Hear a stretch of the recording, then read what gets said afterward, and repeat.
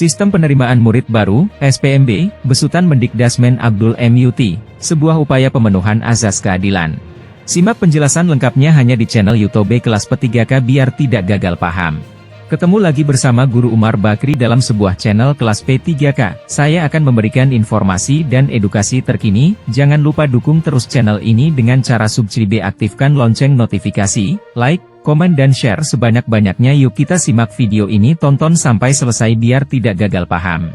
Resmi sudah pemerintah dalam hal ini Kemendikdasmen mengubah sistem zonasi yang selama ini diterapkan dalam penerimaan peserta didik baru atau PPDB. Hal yang menonjol perubahannya adalah penggantian istilah zonasi menjadi domisili. Perubahan keduanya menyangkut kuota yang ditetapkan. Entah apapun perubahannya, hal ini menjadi langkah maju, paling tidak sudah upaya untuk membenahi sistem.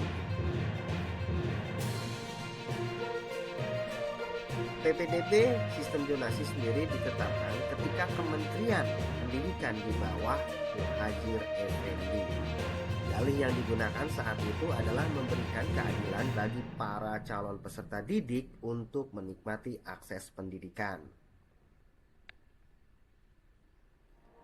Asumsi ini didasarkan pada realita banyak calon peserta didik yang tidak dapat menempuh pendidikan di sekolah terdekat gara-gara nilai yang dimiliki rendah. Akibatnya, mereka selalu mencari sekolah yang tidak mungkin jauh dari tempat tinggalnya, hanya berdasarkan jarak tempat tinggal. Hal yang dianggap adil ini ternyata justru berdampak lain bagi calon peserta didik lain. Calon peserta didik dengan kemampuan akademik tinggi harus gigit jari karena gagal masuk ke sekolah negeri yang diincar. Mereka terpaksa harus menempuh pendidikan di sekolah negeri terdekat dengan kualitas kurang bagus. Di sisi lain, beberapa sekolah negeri dengan kategori favorit pun dirugikan karena tidak dapat lagi memilih calon peserta didik yang diharapkan. Pasalnya, penentuan hanya didasarkan pada jarak tempat tinggal, bukan prestasi akademik. Apa yang dianggap adil oleh Menteri Pendidikan sebelumnya ini dibongkar oleh Mendikdasmen. Hal ini ditunjukkan dengan adanya beberapa perubahan dalam sistem penerimaan murid baru. Meski tidak berubah frontal, ada beberapa sisi yang dirubah. Perubahan yang paling tampak adalah kuota bagi calon peserta didik di sekitar sekolah. Ini ada pada kisaran minimal 30%.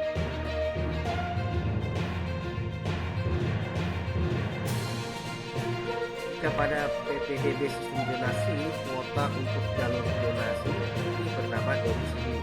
Minimal 50% ini tidak lagi. Artinya, sekolah hanya berkewajiban mengisi daya tampung sekolahnya dengan 30% saja, tidak lagi 50%. Sedangkan kuota lain lewat jalur afirmasi dan prestasi, pemerintah memberikan kuota masing-masing 30%.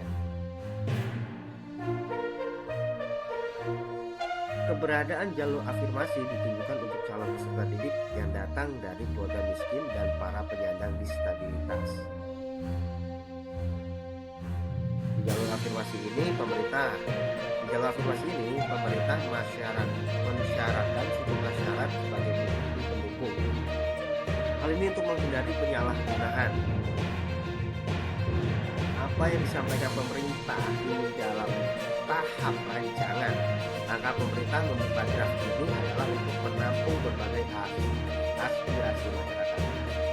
Harapan pemerintah saat aturan ini diundangkan dapat diterima semua pihak karena telah melalui uji publik. Melihat beberapa perubahan yang dilakukan, secara umum aspek keadilan yang diharapkan pemerintah telah tampak.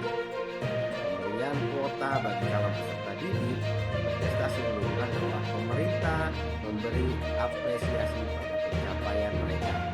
Bagi sekolah sendiri, aturan ini kembali akan membuka keran masuknya calon peserta didik dengan kemampuan akademik bagus.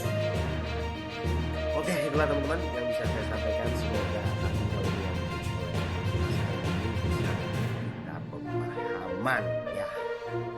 Semua jangan lupa dukung terus channel ini. Assalamualaikum warahmatullahi wabarakatuh.